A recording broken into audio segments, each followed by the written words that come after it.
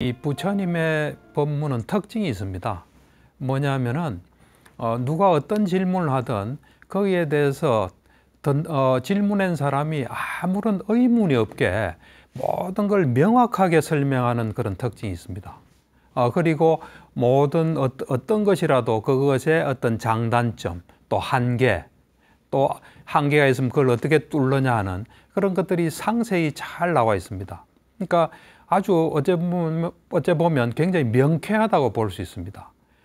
그리고 어떤 그 이념적인 집착이나 이런 게 있는 게 아니라 정말로 그것이 어떤 것이다는 것을 하나도 의문 없이 낱낱이 잘 이래 밝혀주는 그런 특징이 있습니다.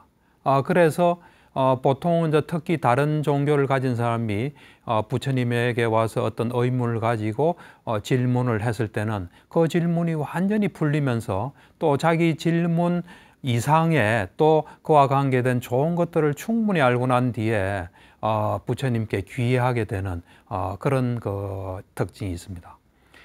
저는 뭐 이런 생각을 가끔 해봅니다. 오늘날 부처님이 오시면 아마도 과학자들하고 가장 많은 어떤 대담을 하지 않을까. 이 과학이라는 게 저는 두 가지 면이 있다고 봅니다. 하나는 종교적인 측면이 있습니다. 우리가 종교를 어떤 뭐 초월적인 존재가 있고 그거를 뭐 예경하는 거를 종교로 한다면 과학은 종교는 아닙니다. 그렇지만 종교를 우리 인간이 가질 수 있는 어떤 궁극적인 의문, 그걸 해결해 보고자 하는 노력을 종교로 한다면 저는 과학도 종교라고 봅니다. 과학은 두 가지 측면이 있습니다. 하나는 그런 종교적인 측면이 있고 그런 종교적인 측면에서 뭔가 알아서 그걸 실용적으로 이용하는 그런 부분이 있습니다. 그러니까 과학에는 두 가지 측면이 있습니다. 그래서 종교적인 측면의 과학이라는 것은 뭐냐 하면 이 세상이 어떻게 돌아가고 어떻게 움직이고 또 인간은 어떤 존재고 또 인간과 다른 어떤 자연의 차이는 뭐고 하는 걸 이제 충분히 연구하는데 이 과학은 속도는 느리지만 확실한 것을 이래 쌓아 올려왔습니다. 그래서 어찌 보면 요즘은 과학의 검증을 통과하지 못한 것은 종교가 힘을 그래 얻지는 못합니다. 이제 그런 측면에서 오늘날 부처님이 오신다면 과학자들하고 이야기를 할 때 어찌 보면 가장 준비가 되는 사람일 수 있어요, 과학자들이. 그래서 그 과학자들한테 당신들이 밝혀낸 건 이거고 아직 당신들의 한계는 이렇고 이렇게 노력하라. 또는 이것이 궁극적으로 도달해야 될 길이다 하고 알아듣기 쉽게 납득할 수 있게끔 한다면 또 그것을 요즘같이 유튜브가 발달한 시대에 유튜브로서 전 세계에 생중계된다면 많은 사람들이 이제 세상을 정확하게 하는데 도움이 되지 않나 하는 그런 생각을 해봅니다. 그런 측면에서 오늘도 어떤 사람이 와서 뭐 고행에 대한 질문을 했지만 고행에 관계되는 여러 가지 요소들 그리고 부처님께서 정말로 어떤 현상에 대해서 정확하게 아는 것을 우리가 배울 수 있는 그런 좋은 시간이라서 오늘의 이야기로 삼아 봤습니다.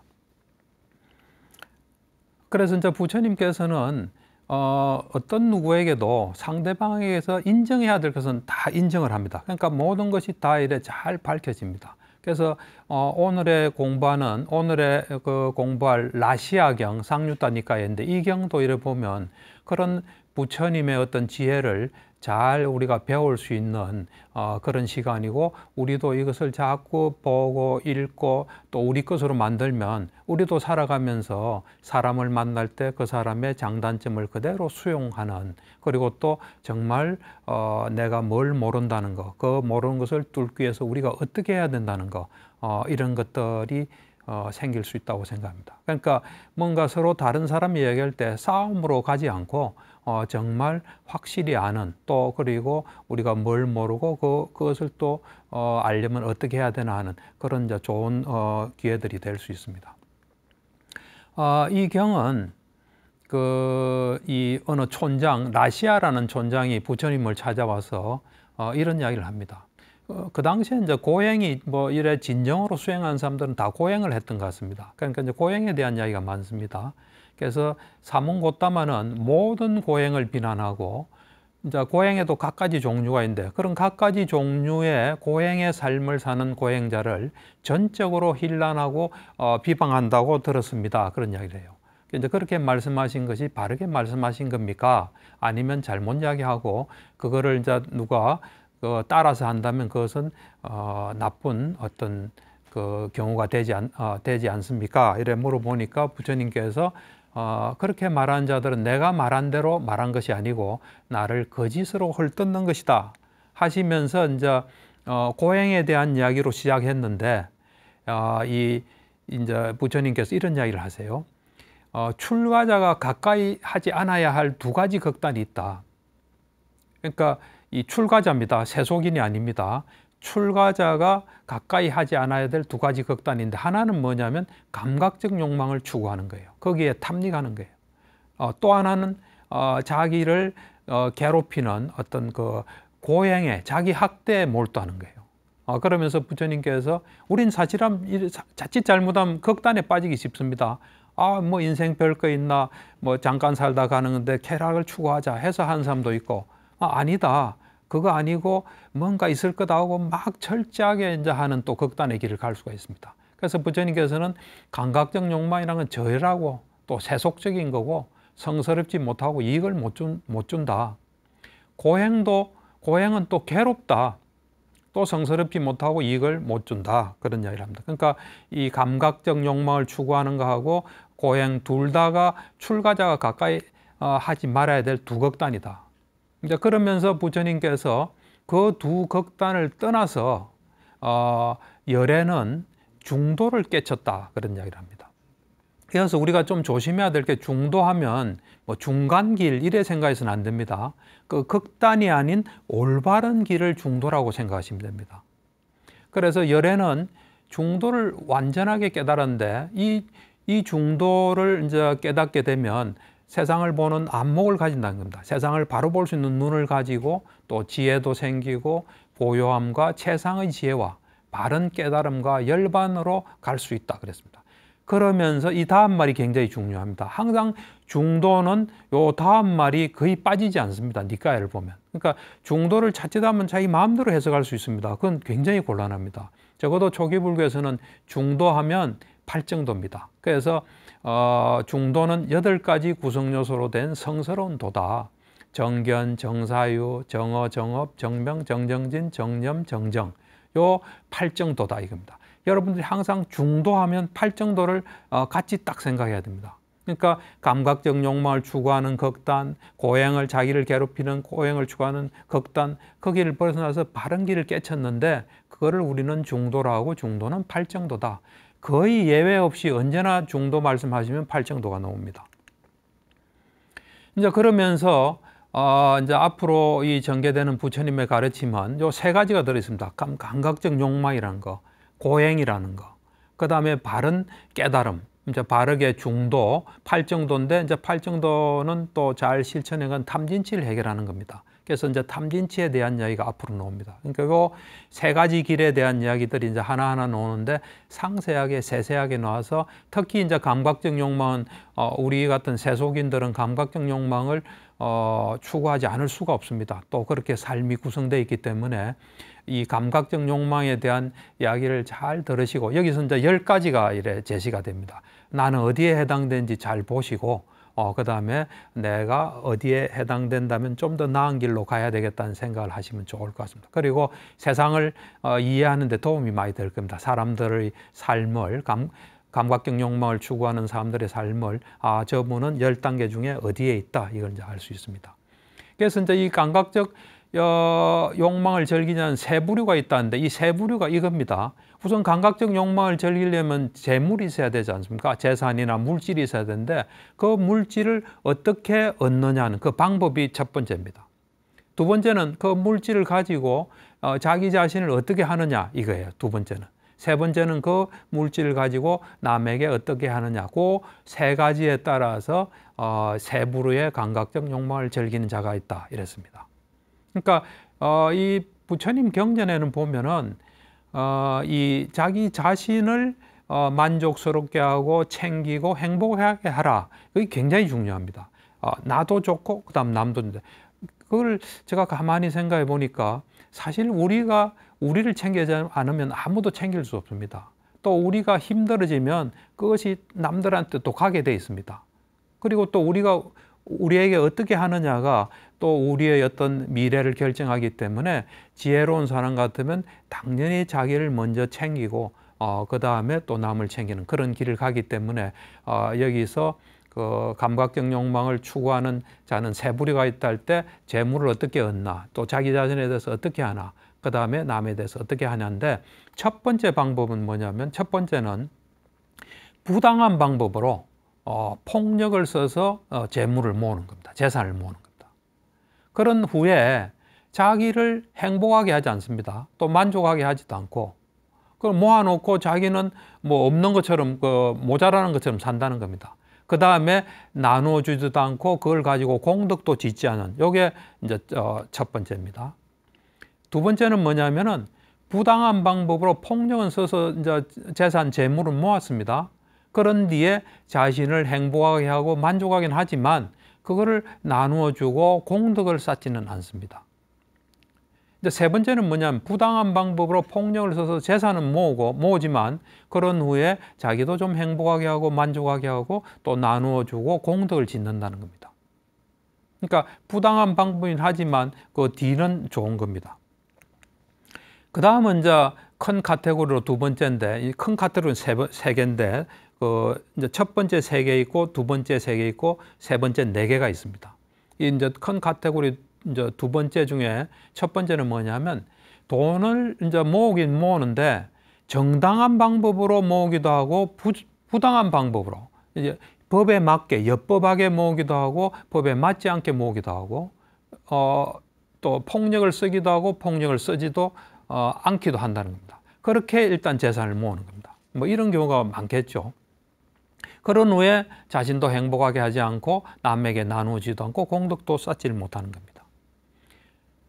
그 다음에 이제 이 부당한 방법과 정당한 방법, 폭력과 또 폭력 쓰지 않은 거로 해가지고 재산을 모은 후에 자기는 행복하게 하고 만족스럽게 하지만 또 남한테 나누어지지는 않는 겁니다. 세 번째는 뭐냐면 정당한 방법과 부당한 방법으로 이제 재물을 모으고 난 뒤에 그거를 자기도 행복하게 하고 남도 도와줘서 이제 공덕도 쌓는 겁니다. 이제 마지막으로 이제 정당한 방법으로 폭력을 쓰지 않고 재산을 모읍니다. 그렇게 이제 재산을 모으는 과정은 아주 좋은데 그런 후에는 자기는 안 챙기는 겁니다. 자기를 행복하게 하지도 못하고 또 나누지도 않고 공덕도 짓지 않습니다. 그 다음에 이제 정당한 방법으로 돈을 모아서 자신은 행복하게 하지만 남에게는 나누어주지 않고 공덕을 짓지를 못합니다. 그 다음 이제 요 세 번째는 뭐냐면 지금까지는 이제 뭐 부정한 방법 또 부정한 방법과 정당한 방법 섞였을 때 다 세 가지인데 이제부터 이제 네 가지입니다. 이 참 부처님 대단하십니다. 세 번째는 뭐냐면 정당한 방법으로 폭력을 쓰지 않고 재산을 모읍니다. 그런 후에 자신을 행복하게 하고 만족하게 합니다. 그런 후에 또 다른 사람들과 나누어 가지고 또 공덕을 짓습니다. 그런데 이렇게 하는 과정에서 자기가 가지고 있는 재산에는 집착이 있는 겁니다. 거기에 딱 묶인 겁니다. 거기를 굉장히 중시하면서 그런 재산의 한계나 위험을 보지를 못하고 거기 재산에서 어떻게 벗어나야 될지를 통찰하지 못하면서 그렇게 감각적 욕망을 추구하는 겁니다. 이건 한계가 있습니다. 그러니까 방법이 정당하고 자기를 잘 챙기고 남들에게 나눠서 공덕은 짓지만 아직은 한계가 재산에 묶여 있다는 겁니다. 집착한다는 겁니다. 이제 그에 비해서 마지막 방법은 뭐냐면 이게 이제 우리가 이 추구해야 될 방향입니다. 사실은 이 방법대로 하면 제일 좋습니다. 그건 뭐냐면은 이 정당한 방법으로 폭력을 쓰지 않고 재산을 모읍니다. 재물을 모읍니다. 그러고 난 뒤에 자신을 행복하게 하고 또 만족스럽게 합니다. 그러고 난 뒤에 주위 사람들에게 그 재물을 나누어 주고 그래서 공덕을 짓습니다. 그렇지만은 재산에 대해서는 이 집착을 하지 않습니다. 거기에 묶이거나 거기에 홀리질 않습니다. 그러면서 재산의 어떤 위험 또 한계 또 그것에서 어떻게 벗어난지를 잘 지혜로서 통찰하면서 그렇게 감각적 욕망을 추구하고 또 재물을 사용합니다. 이게 이제 가장 좋은 겁니다. 그러니까 이 지금까지 그 감각적 욕망을 추구하는 뭐 한쪽 극단이긴 하지만 그거를 이제 추구할 때 물론 이 출가자가 해서는 안 되지만 재가자는 이 그 감각적 욕망을 추구할 수밖에 없습니다. 또 살아가기 위해서 돈이 필요하고 재물이 필요하기 때문에 그걸 모을 수밖에 없습니다. 그렇게 모으고 난 뒤에 그것을 정당한 방법으로 모으고 자기도 좀 만족스럽게 하고 남도 그 하면서 그것에 얽매이고 집착하지 않고 그것의 어떤 그 위험함 알고 벗어나서 살아라 하는 것이 부처님의 이제 메시지입니다. 그러니까 이 감각적 욕망을 추구하는 것도 다 단계가 있습니다. 그래서 이제 부처님께서 마지막으로 우리에게 정리를 해줍니다. 어떻게 정리를 해주시냐면 어떤 것은 칭송받아야 되고 어떤 것은 비난받아야 된다 하면서 이제 정리를 하시는데 첫 번째 부당한 방법으로 폭력을 써서 재산을 모으고 그런 후에 자기도 행복하게 하지 않고 만족하게 하지 않고 또 나누어 가져서 공덕도 쌓지 않는 사람은 세 가지 이유로 비난받는다는 겁니다. 그 세 가지 이유는 세 가지는 잘못된 겁니다. 세 가지 이유로 비난받는 건 잘못된 겁니다. 그래서 부당한 방법으로 폭력을 써서 재산 모은 게 비난의 이유입니다. 그건 비난받아야 됩니다. 또 자기를 행복하게 하지 않은 것, 이것도 비난받아야 될 이유입니다. 또 나누어 가지지 않고 공덕을 짓지 않은 것, 이것도 비난받아야 됩니다. 그러니까 그것은 한마디로 잘못됐다는 겁니다. 그러니까 여러분도 내가 지금 세속을 살면서 이렇게 그 어떤 감각적인 거를 이제 추구하면서 감각적 욕망을 추구하는데 내가 과연 비난받을 일을 하나 이런 걸 이제 잘 이래 살펴보는 게 중요합니다.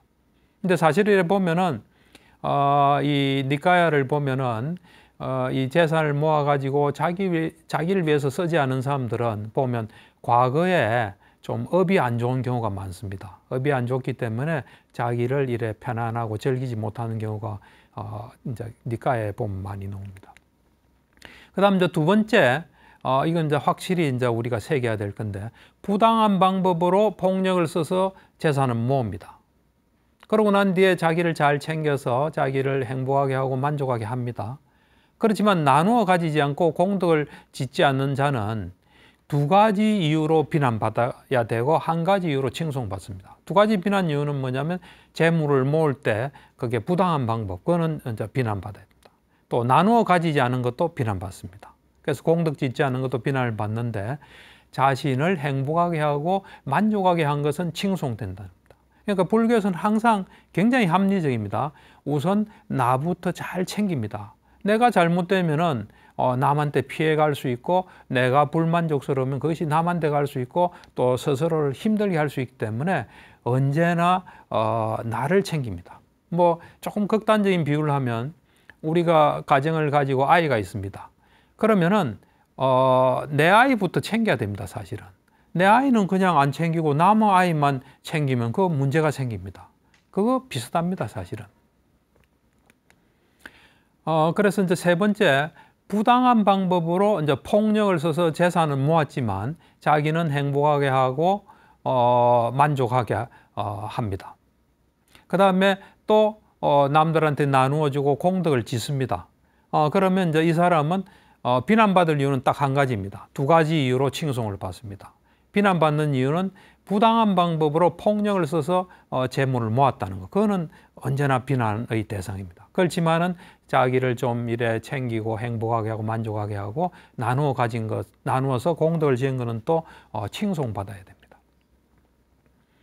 그 다음 이제 큰 카테고리로 정당한 방법과 부당한 방법으로 폭력을 쓰기도 하고 폭력을 쓰지 않기도 해서 재산을 모았습니다. 그런 후에 자신을 행복하게 하지 않고 만족하게 하지 않고 나누어 가져서 공덕을 가지지 않습니다. 그러면은 이 경우에는 이제 한 가지만 칭송받고 세 가지는 비난받습니다. 뭐냐면은 한 가지 칭송받는 건 정당한 방법으로 폭력을 쓰지 않고 재산 모은 것은 칭송의 대상입니다. 그렇지만 세 가지 이유로 비난받습니다. 아까 부당한 방법으로 폭력을 써서 재산을 모으기도 했지 않습니까? 그거는 비난받아야 되고, 자기를 안 챙긴 것, 또 남과 나누어 주지 않고 공덕 짓지 않은 것은 이제 또 비난받아야 됩니다. 이제 대충 아시겠죠? 이제 이거는 비난받을, 칭송받을 거 다 아시겠지만 이제 확실히 우리 마음에 새기기 위해서 조금 더 하겠습니다. 그 다음에 이제 정당한 방법과 부당한 방법으로 폭력을 쓰기도 하고 폭력을 쓰지 않기도 한 방법으로 이제 재산을 모았습니다. 그런 후에 자신을 행복하게 하고 만족하게 합니다. 그렇지만 나누어 가지고 공덕은 짓지 않으면은 두 가지 이유로 칭송받고 두 가지 이유로 비난을 받습니다. 그건 뭐냐면, 두 가지 이유는 뭐냐면 정당한 방법으로 재산 모은 거, 이거는 누가 봐도 칭송의 대상입니다. 그리고 자신을 챙긴 거, 자신을 행복하고 만족하게 한 거, 이것도 칭송의 대상입니다.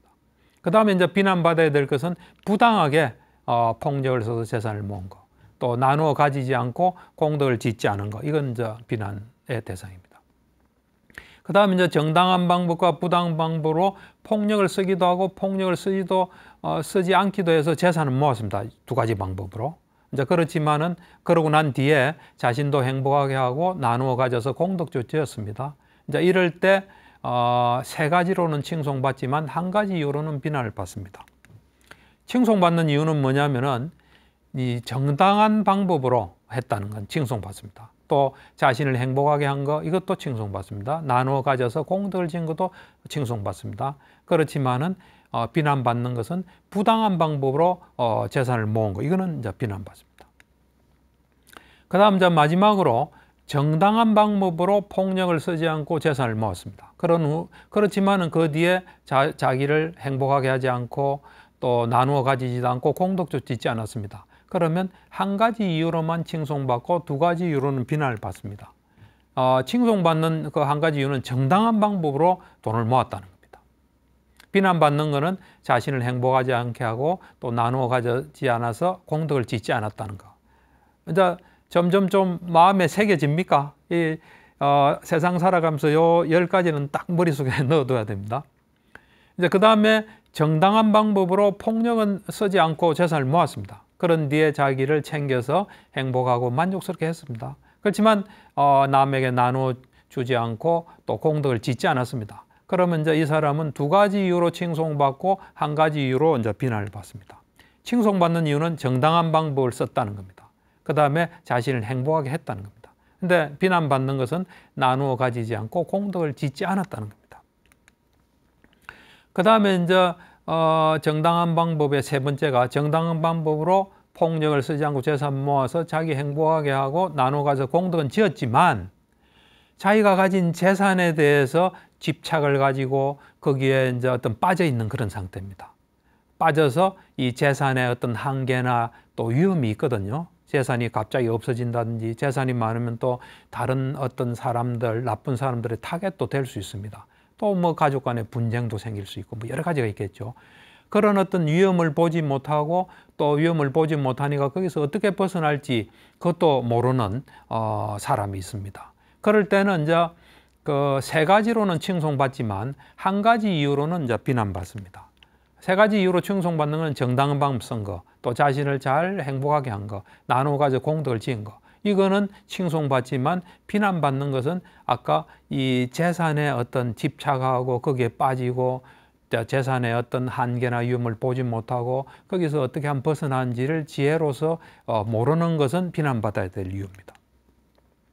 그 다음 이제 마지막으로 이 정당한 방법으로 폭력을 쓰지 않고 재산을 모았습니다.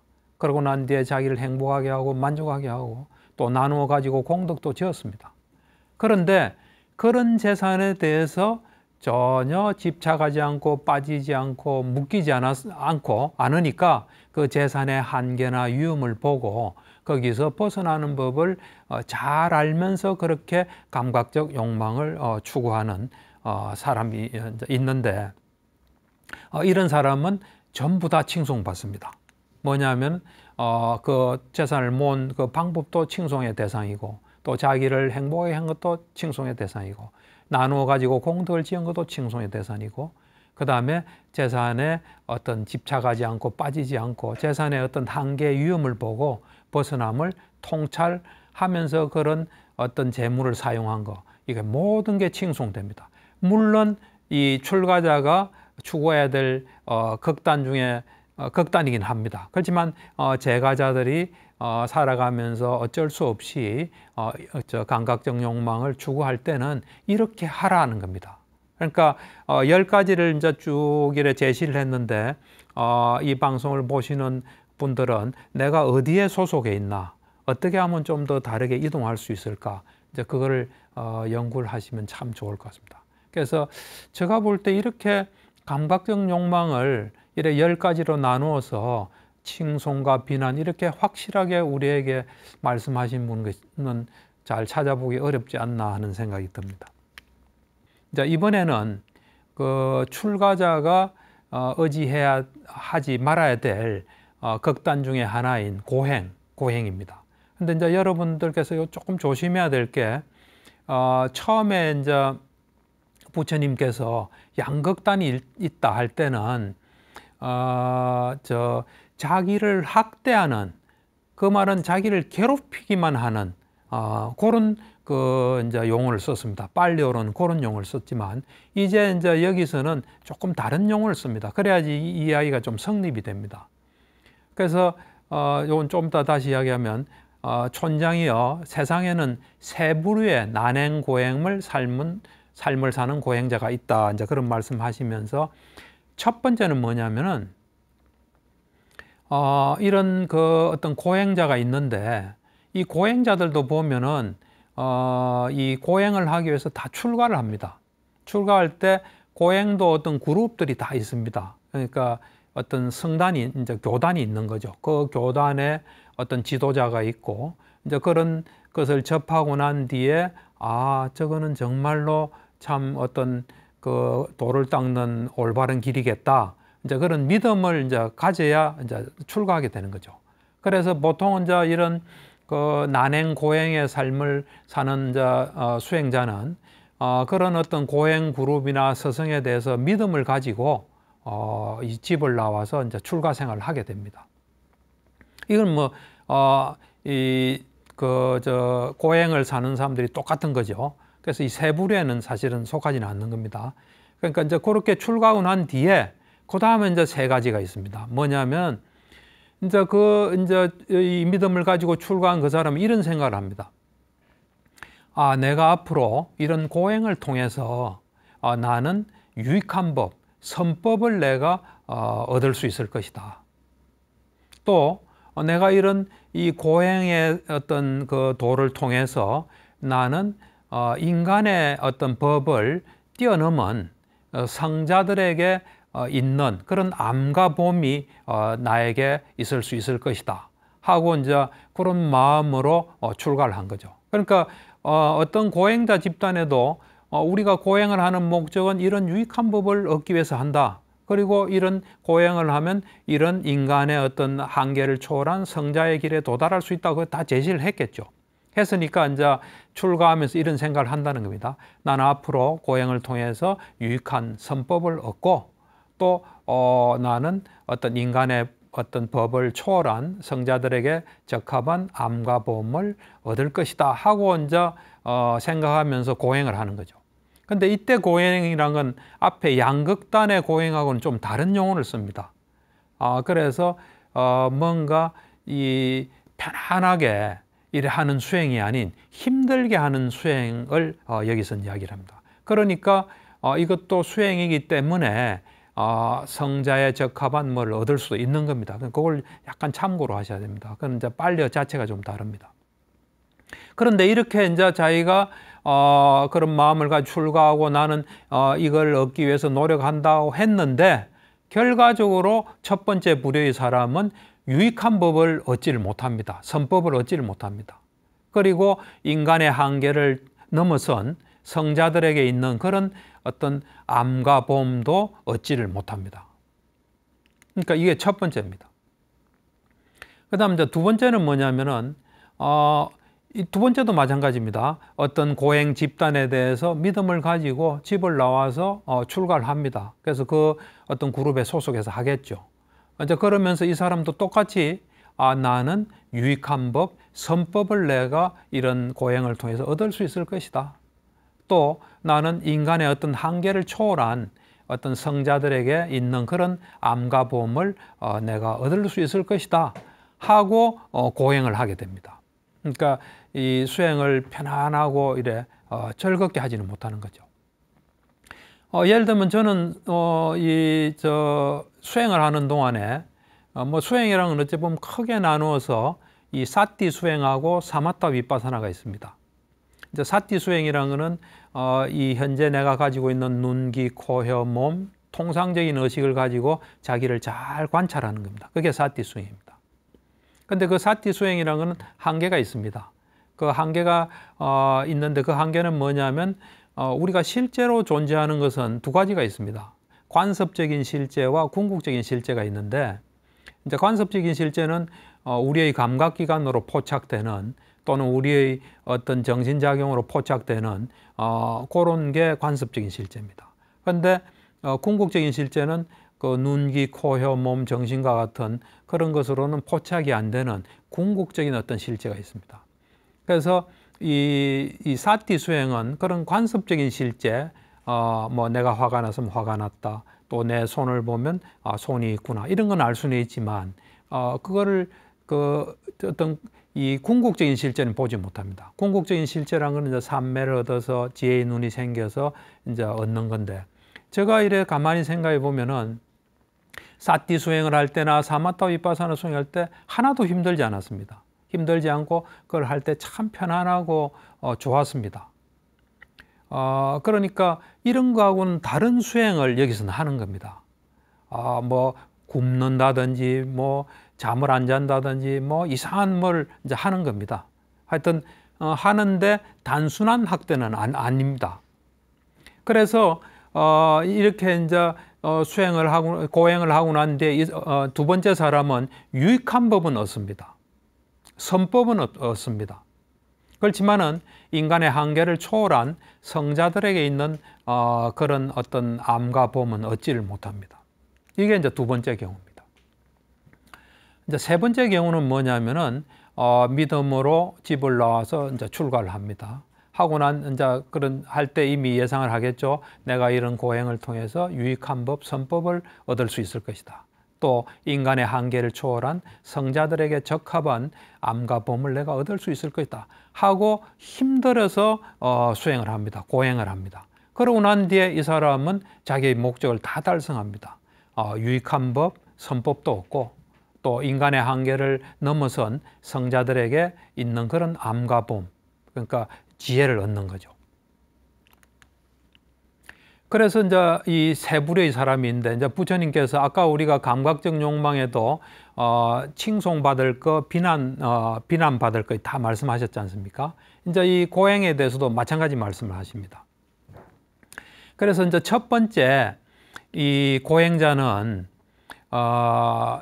이제 이 세 가지로 비난받아야 됩니다. 그러니까 칭송받을 건 하나도 없습니다. 첫 번째 고행한 거, 자기를 괴롭힌 거, 이거 비난받아야 될 대상입니다. 두 번째 유익한 법, 자기가 의도한 유익한 법, 선법, 우리한테 도움되는 거, 이거 얻지 못한 것도 비난받아야 됩니다. 그 다음 이제 이 인간의 어떤 한계를 초월한 성자들에게 적합한 암과 보험, 이거 못 얻은 것도 비난받아야 됩니다. 그러니까 온통 비난받습니다. 그러니까 고생만 했지 아무런 보람이 없는 겁니다. 그 다음 이제 두 번째 경우 그런 여러 가지 고행을 하는 그런 고행자가 그렇게 고행을 해서 선법은 얻은 겁니다. 그러니까 유익한 법, 우리한테 도움되는 법은 얻었지만 아직 인간의 한계를 벗어난 그 성자에게 적합한 암과 보험은 얻지를 못했습니다. 그래 이런 경우는 이제 두 가지로 비난받고 한 가지 이유로 칭송받습니다. 두 가지로 비난받는 것은 뭐냐면 자신을 괴롭히고 학대한 거, 이거 비난의 대상입니다. 두 번째는 인간의 한계를 넘어선 성자들에게 적합한 암과 보험을 얻지 못한 것, 이것도 비난받아야 될 대상입니다. 그렇지만 칭송받아야 될 것은 유익한 법은 정득했다는 겁니다. 이거는 칭송의 대상입니다. 이제 세 번째, 어떤 고행을 해가지고 자기 목적을 다 이루었습니다. 선법도 얻고 유익한 법도 얻고 성자들에게 있는 암과범도 얻었습니다. 그러면 이 사람은 다 칭송받는 게 아닙니다. 한 가지는 비난받습니다. 두 가지는 칭송받습니다. 한 가지 비난받는 것은 뭐냐면은 그렇게 얻기는 다 얻었지만 자기를 힘들게 하고 괴롭힌 이것은 비난의 대상입니다. 그렇지만은 이제 유익한 법도 얻고 성자의 어떤 법을 얻은 거, 이것은 칭송받아야 될 이유입니다.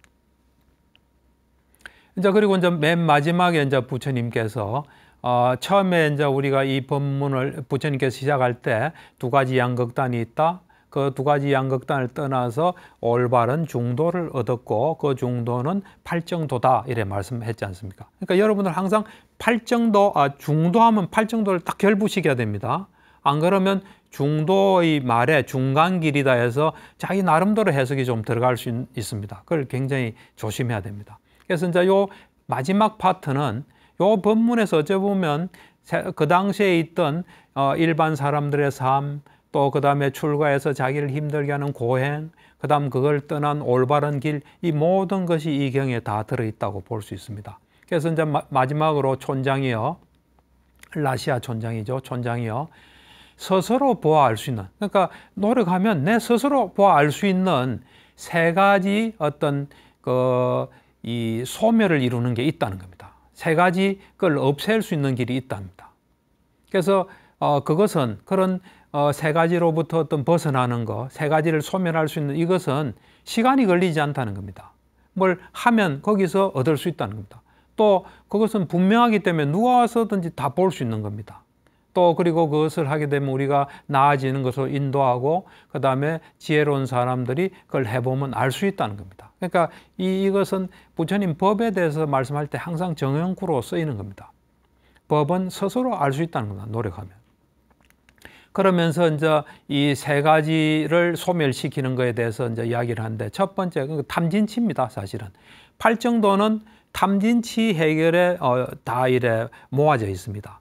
팔정도를 닦는 이유도 탐진치를 해결하는 길이기 때문에 여기서는 이제 팔정도를 세세하게 말씀하시지 않고 이 탐진치 해결하는 걸 말씀하십니다. 그래서 이제 첫 번째로 욕망에 빠진 자는 욕망 때문에 자기를 해치는 생각을 한답니다. 또 타인을 해치는 생각을 하고 둘 다를 해치는 생각을 한다. 또 뭐 생각에 따라 행동도 하겠죠. 그런데 그 욕망을 버리면은, 소멸시키면은 자기를 해치는 생각도 하지 않고 타인을 해치는 생각도 하지 않고 둘 다를 해치는 생각을 하지 않는다. 근데 이제 여러분들이 좀 경전 보실 때 조심해야 될 게 자기를 해치는 생각을 안 한다, 남을 해치는 생각을 안 한다 할 때는 단지 해치지 않은 걸 넘어서서 같이 위하는 것까지 다 포함한다고 생각하셔야 됩니다. 그러니까 적극적으로 남을 돕고 연민하고 이런 것이 다 포함됩니다. 그래서 이러한 어떤 소멸시키는 것은, 이 욕망을 소멸시키는 것은 스스로 이래 보아서 알 수 있다 해보면은, 그리고 또 시간도 걸리지 않고 누구든지 와서 볼 수 있다. 그리고 그것은 향상으로 인도하고 지혜로운 자들은 스스로 알 수 있다 이랬습니다. 그 다음 두 번째가 탐진치 할 때 진입니다. 성내는 자. 이 우리가 이제 진이란 거는 그냥 단순히 막 인상 쓰고 화내는 것보다는 거부하는 것이라고 보면 됩니다. 사실은 세상은 인과의 법칙에 따라 모든 것이 다 일어날 수 있는 일이 일어나는데 그걸 보지 못하니까 우리가 잡아당기든지 밀어내든지 이런 겁니다. 그래서 이 성낸 탐진치 할 때 진이라는 건 거부하는 겁니다. 그래서 하여튼 어쨌든 뭐 성내는 거로 이야기할 수 있습니다. 그 성내는 자는 성냄 때문에 자기를 해치는 생각을 하고 타인을 해치는 생각을 하고 둘 다를 해치는 생각을 합니다. 결과적으로 그래야 됩니다. 그래서 그런 성냄을 버렸을 때 그 사람은 자기를 해치는 생각을 하지 않고 타인도 해치는 생각을 하지 않고 둘 다를 해치는 생각을 하지 않습니다. 그래서 이렇게 소멸시키는 것은, 그런 성냄을 소멸시키는 것은 그대로 알 수 있는 법이다. 그러고 지혜로운 사람들은 다 알 수 있다. 그랬습니다. 그 다음 마지막으로 어리석은 자는 어리석기 때문에 뭐 여러 가지를 하겠죠. 그죠? 그런 어리석음 때문에 자기를 해치는 생각을 하고 타인을 해치는 생각을 하고 둘 다를 해치는 생각을 한다. 항상 자기 해치고 남 해치고 둘 다 해치고입니다. 그런 어리석음을 버렸을 때 자기를 해치는 생각을 멈추고 타인을 해치는 생각을 멈추고 둘 다를 해치는 생각을 멈추고 나아가서 나를 위하고 남을 위하는 그런 걸 하게 된답니다. 그래서 이렇게 소멸시키는 것은 언제나 스스로 알 수 있다는 겁니다. 또 시간도 걸리지 않습니다. 그렇게 딱 하면은 그 결과를 딱 알 수 있다는 겁니다. 그래서 누구든지 알 수 있고 지혜로운 사람들은 그걸 스스로 체험할 수 있다는 겁니다. 이제 이런 이야기를 듣고 처음에 찾아와서 고행에 대한 질문을 했던 사람이 고행뿐만 아니라 감각적 욕망, 라시아 촌장도 감각적 욕망을 추구했을 겁니까? 그런 것, 또 그 다음에 올바른 바른 길에 대한 글을 듣고 나니까 마음이 이래 의문이 하나도 없이 맑아졌을 겁니다. 그래서 라시아 촌장이 불교에 기이하게 된 것으로 이 경이 끝이 납니다. 예, 여러분들 들으시고 질문 있으면 질문 좀 해 주십시오. 예. 예, 박사님, 제가 궁금한 거는, 네. 제가 매일 경전을 쌍욕다니까를 지금 읽고 있는데요. 네. 근데 아까 얘기하신 것 중에, 저는 그런 수준까지는 안 되겠지만, 부처님이 힘들게 하는 수행보다는 즐거운 마음으로 그렇게 수행을 하라고 하셨는데, 제가 어제는 좀 읽기가 조금 그래서 안 읽었거든요. 예. 근데 이제 그런 날은 어떤 마음으로 그냥 경전을 다른 쉬운 경전이라도 조금씩 읽는 게 좋은 건지, 못 읽었을 때 조금 마음이 걸리는 게 있는데 그럴 때는 어떤 마음을 가지고 수행을 하는 게 좋은 건지 여쭤보겠습니다. 예. 이제 지금 읽는 상유타 니까야가 좀 버겁다 이러면 좀 쉽게 읽을 수 있고 내한테 좀 재밌고 힘이 될 수 있는 걸 읽는 게 좋죠. 근데 네. 그것도 안 되면 그냥 오늘은 좀 잘 안 되는구나. 이것도 이럴 만한 이유가 있겠지 하고 왜 못 읽었을까, 읽어야 되는데 그런 생각하지 마시고 경전만이 다는 아니거든요. 그럴 때 내한테 필요한 청소를 하든지 산책을 하든지 어쨌든 자기를 좀 편안하게 하시는 게 제일 좋을 것 같습니다. 예, 감사합니다. 예, 감사합니다. 오늘도 좋은 주제 가지고 우리에게 도움될 수 있는 내용을 가지고 또 한 시간을 꾸며봤습니다. 그리고 좋은 질문도 해주시고 참으로 참 유익한 시간이었습니다.